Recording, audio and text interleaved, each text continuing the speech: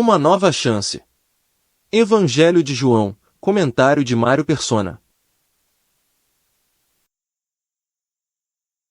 Deus decidiu dar uma outra chance à humanidade, recomeçando tudo por intermédio de Noé e abrindo a dispensação que podemos chamar de governo humano.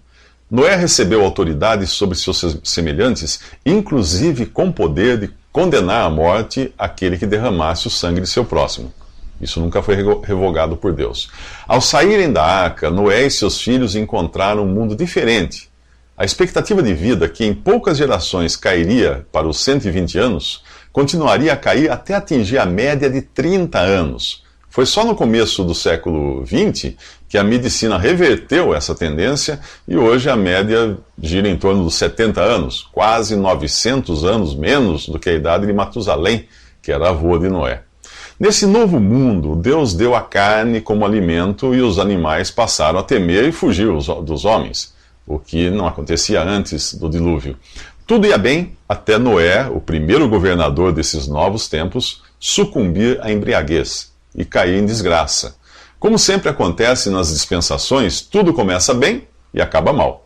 Os descendentes de Noé cuidaram disso no capítulo 11 de Gênesis. Ali nós os encontramos pretensiosos e declarando-se donos do mundo.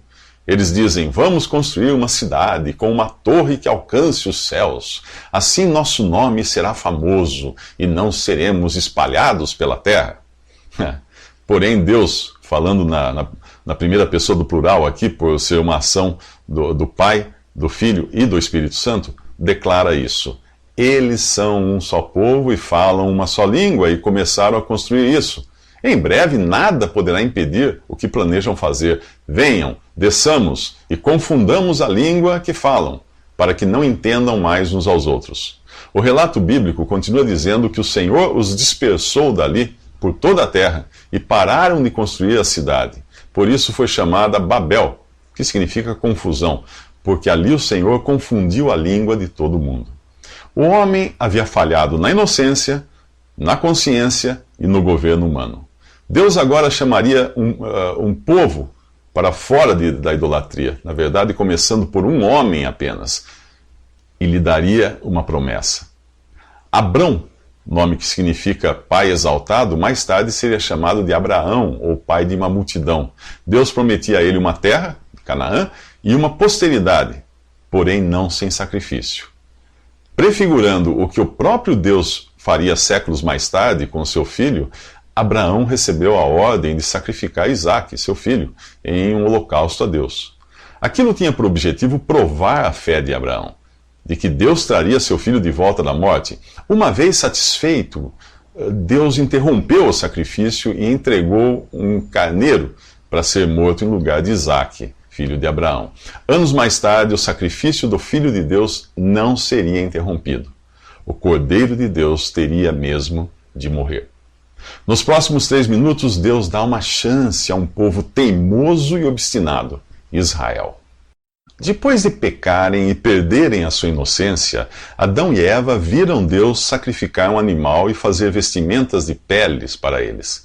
O sangue de um animal inocente derramado em prol do pecador permitia que Deus continuasse agindo em graça para com o homem.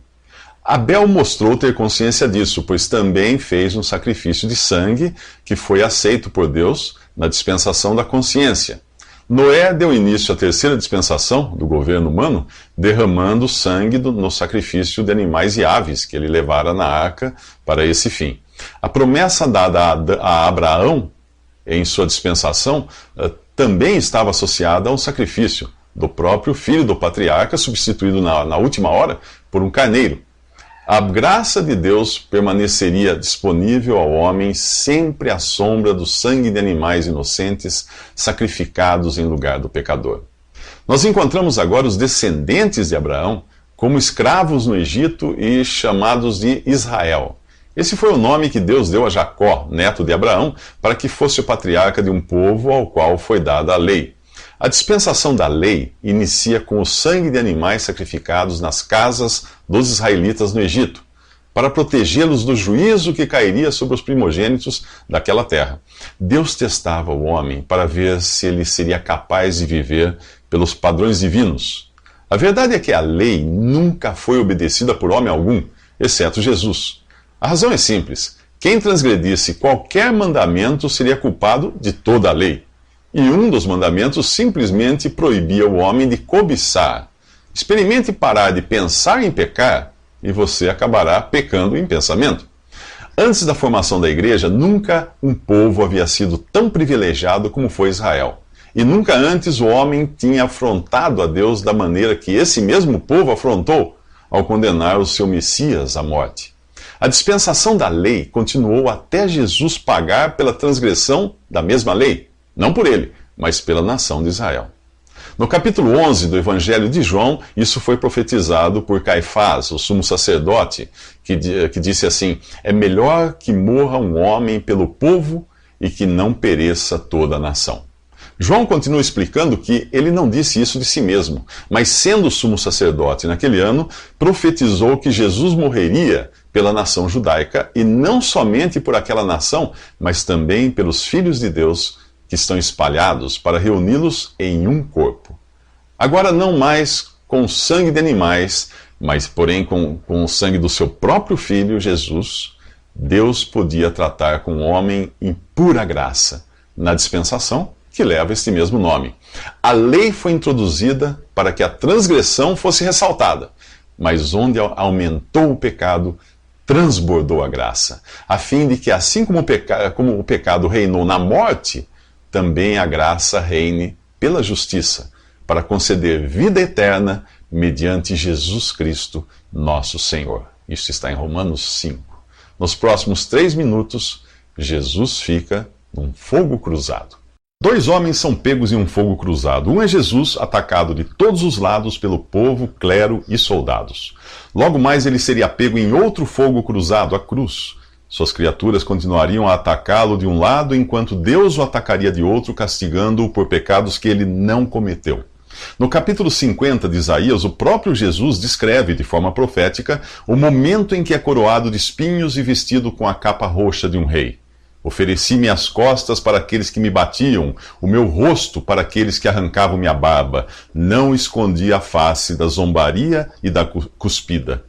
Antes de ter suas mãos e pés perfurados pelos pregos, Jesus precisou permitir, por assim dizer, que Deus furasse as suas orelhas. No capítulo 21 do livro de Êxodo, a lei determinava que um escravo hebreu só seria escravo por 6 anos.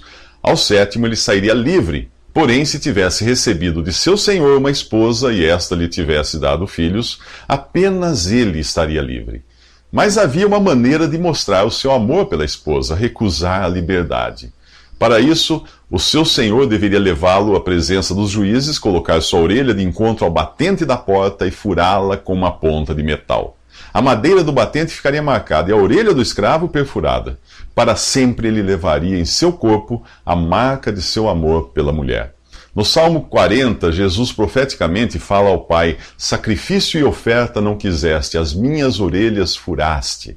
Por amor de sua noiva, a igreja, Cristo se fez servo e se dispôs a morrer. No mesmo salmo ele continua: tenho grande alegria em fazer a tua vontade, ó meu Deus. Por isso, nesse evangelho, nós vemos um Jesus sereno, tranquilo, em meio a chibatadas, socos e cuspidas. Ele sabe que é a vontade do Pai que ele dê sua vida como sacrifício em lugar do pecador. Pilatos, porém, está atribulado. 3 vezes ele disse não ver crime algum em Jesus e tentou fazer os judeus mudarem de ideia. A sua esposa o alertou para não se envolver com aquele justo, pois tiveram um sonho ruim. O terror de Pilatos aumenta quando os judeus dizem que Jesus declarou ser filho de Deus. De onde você vem? Pergunta Pilatos a Jesus. Sem resposta. O orgulho de Pilatos lhe sobe a cabeça. Não sabe que eu tenho autoridade para libertá-lo e para crucificá-lo? Agora Jesus responde: não terias nenhuma autoridade sobre mim se esta não te fosse dada de cima. Pilatos está apavorado.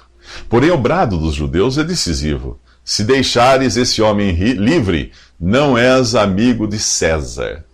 Pilatos não pretende correr o risco de perder essa amizade, por mais que a consciência lhe diga para fazer o contrário. Nos próximos 3 minutos é a minha vez de perguntar: qual é o seu César? Pilatos já se decidiu. Não pretende trocar a amizade passageira de César pela companhia eterna de Jesus.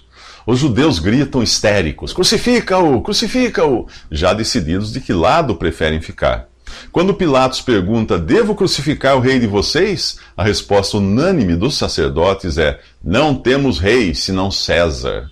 Eles trocam o Messias que aguardavam há séculos pelo ditador romano. Muitos deles estariam vivos 30 e poucos anos mais tarde, quando os romanos destruíssem Jerusalém. O templo, revestido por dentro de madeira e ouro, seria incendiado e depois desmontado pedra por pedra, para os romanos rasparem o ouro derretido. Jesus avisou: não ficará pedra sobre pedra. Ao rejeitarem o seu Messias e rei, em troca da ilusão de grandeza e glória que o Império Romano imprimia na mente dos povos conquistados, os judeus perderam tudo, absolutamente tudo. E você? Qual é o seu César?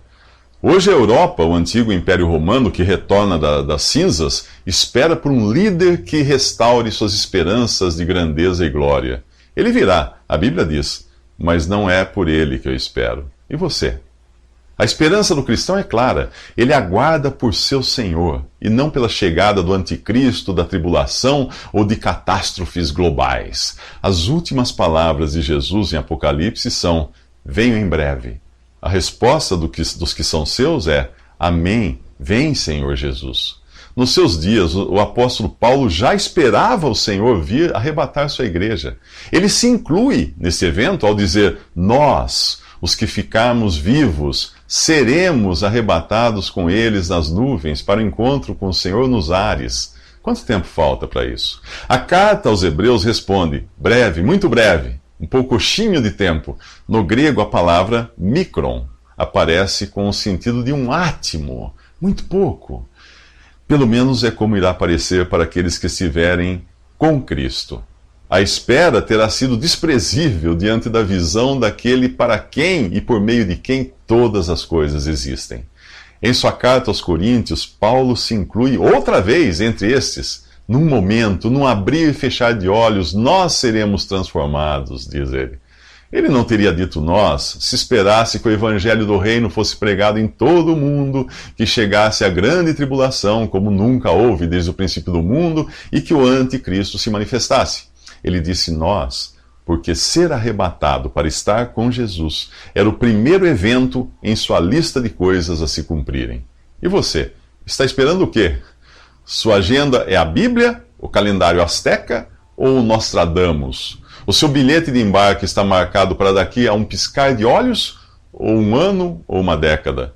Você será surpreendido como por um ladrão à noite que vem para estragar a festa? Ou estará aguardando pelo noivo, como faz a noiva e com a expectativa de uma noiva? Nos próximos 3 minutos, Jesus é fichado em grego, latim e hebraico.